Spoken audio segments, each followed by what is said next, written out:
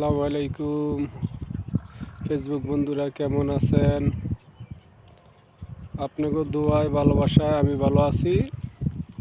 আশা করি, দোয়া করি যেন আপনারা ভালো থাকেন। আল্লাহ তাআলা সবাইকে ভালো রাখুক।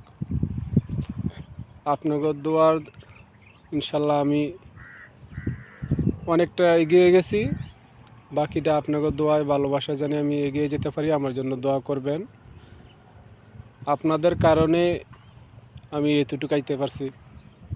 আপনারা যদি আমাকে ভালোবাসা না দিতেন তাহলে আমি এতটুকু আইতে পারতাম না। মজার বিষয় কি ভাইয়া, এই অনলাইনের জগতে যদি অনলাইনে কেউ যদি আমি যদি না আসতাম তাহলে আপনাদের সাথে আমার পরিচয় হতো না। অনলাইনের জগতে যে কোনো লোকই আসলেই আরেকজনের সাথে আরেকজন পরিচয় হয়, বা আপনার সাথে আমার পরিচয়, আপনার আরেকজনের সাথে আরেকজনের পরিচয়। এইভাবেই একজনটা আরেকজনকে হেল্প করে। আর প্রবাসী জীবনটা তো অন্য রকমের।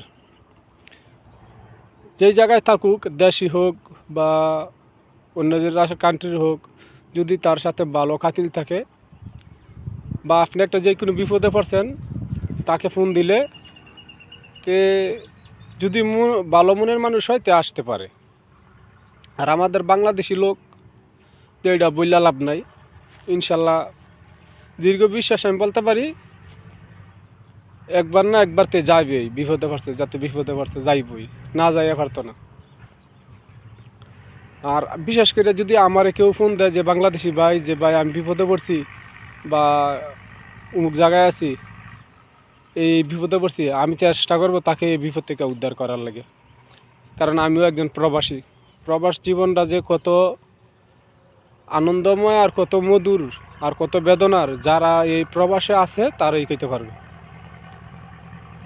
কারণ আঙ্গ এই প্রবাস জীবনে অনেক কিছু মিস করতেছি। মা বাবা, স্ত্রী, সন্তান, তাদের কাছ থেকে দূরে, তাদের ভালোবাসার থেকে দূরে। আবার তারা আমার কাছ থেকে অনেক কিছু মিস করে, আমাদের ভালোবাসা মিস করে, সব কিছু মিস করে।